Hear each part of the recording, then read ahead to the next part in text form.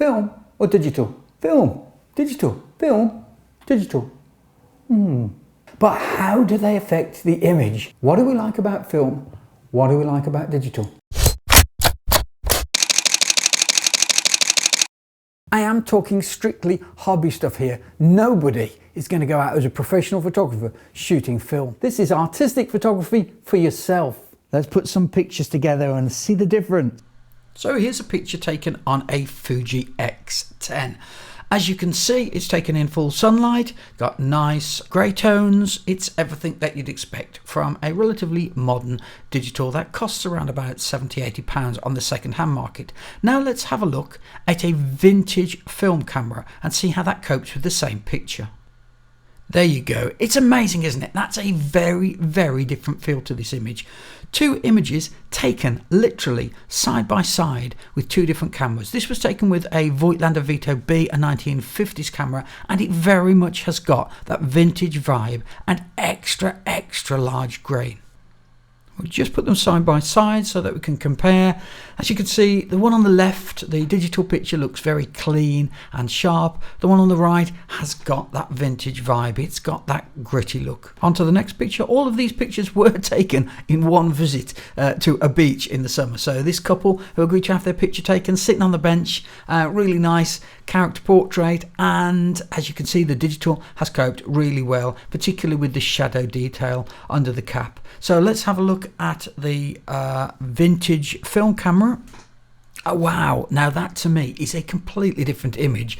The film has not coped so well with the shadow detail. It's a lot more contrasty, a lot more punchy. The grain and the grit, obviously the 50mm lens is making a different picture. But look at the sky, look how it's coped with the sky. I have used dodging and burning techniques on these, but nothing else. That is a complete different picture. Let's put them together.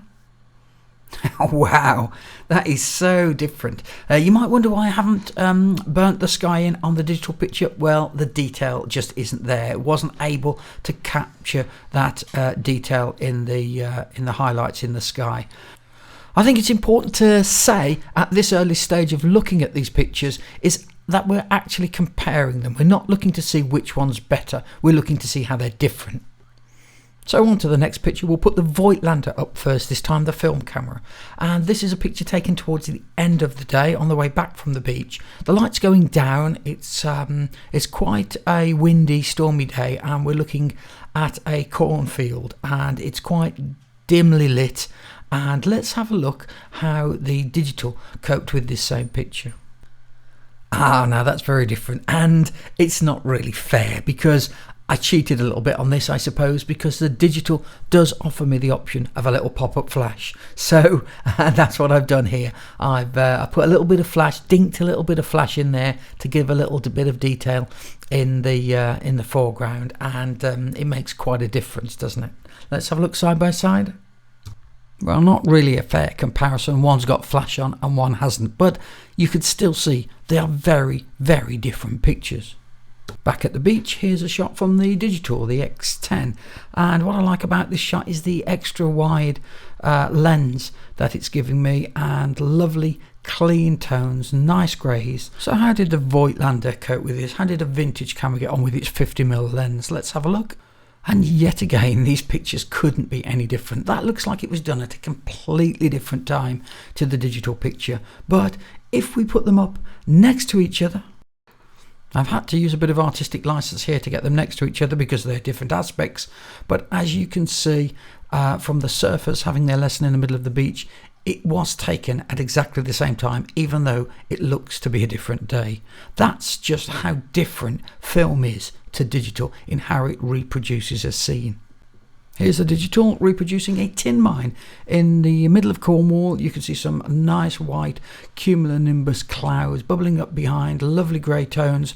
Let's have a look at how the film camera got on. Wow, yet again, a completely different picture.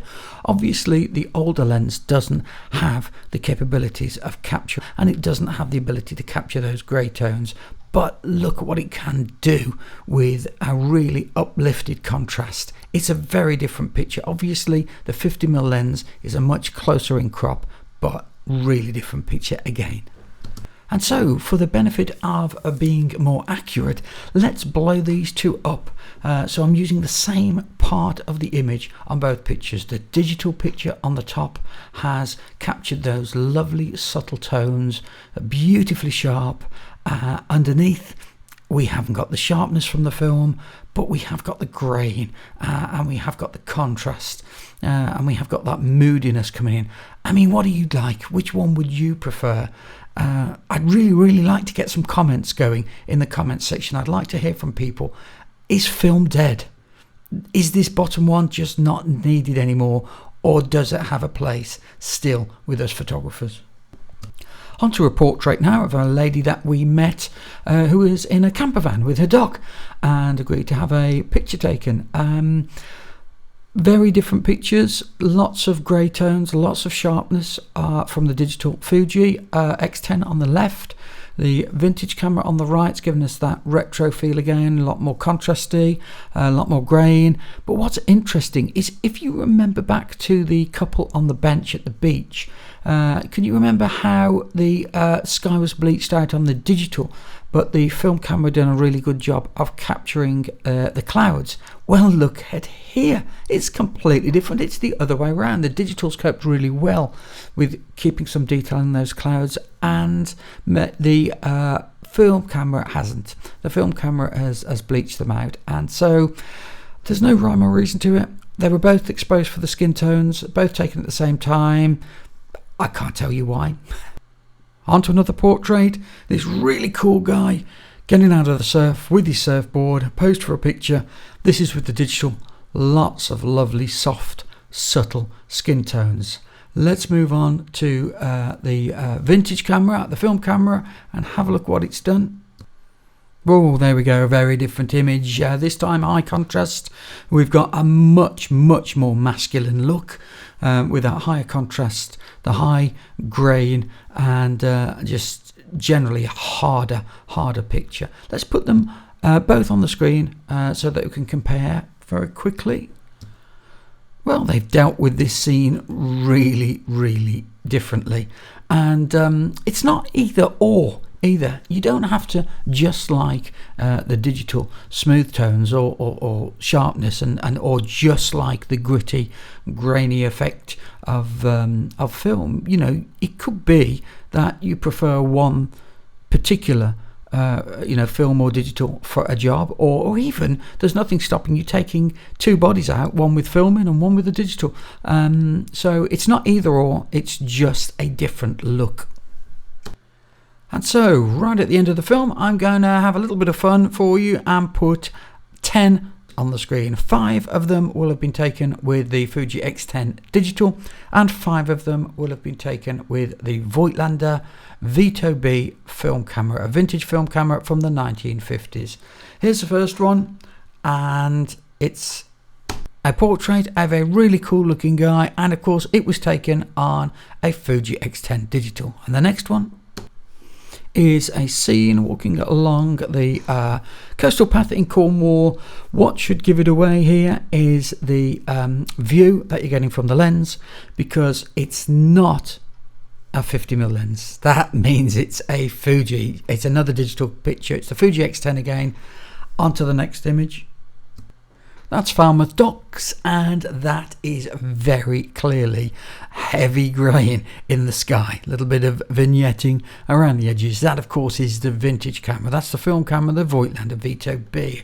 And the next image, this one's a portrait. It's a guy who was fishing down at the harbour, and yeah, it's the film camera once again. It's that high contrast look. The grain not quite so apparent without the sky on this one, but definitely a vintage vibe to it, a vintage image, and that's the Voigtlander. And the next image is down in the south of Cornwall on the Lizard Peninsula, the famous Lizard Peninsula with its rugged coastline, its big waves breaking, and this is Kynance Cove, one of the prettiest places in Cornwall. The swimmers are braving the big waves here. Is it the film camera or is it the digital? Well, it's probably just a little bit too sharp to be the film camera. It is zoomed in all the way on the telephoto, and that's 112mm on the Fuji. The lack of a wide angle might have pushed you towards thinking it was a 50mm and the Voigtlander, but in actual fact the subtlety of the tones and the sharpness give it away. It's the Fuji. How are you doing? I wonder if you've spotted them all. This one is Coastal Path again. It's some steps, and there were just too many soft, subtle tones, aren't there, for it to be the film camera. Not enough grain. Again, it's the Fuji X10 digital. Some of these images are getting a bit obvious now. I'm looking at this ship in a dry dock, and the grain on these pictures are like boulders. It's unmistakably film. It's the Voigtlander. Oh my word, just when I thought it couldn't get any easier to spot an image, we get this one. A little lone fisherman down there in the winter look, just on the rocks, and those stormy skies gathering around. A little bit of vignetting, lots and lots of grain, and quite a high contrast image. It's the film camera again. It's the vintage Voigtlander. Onto a beach scene. That's quintessentially an English beach scene, isn't it?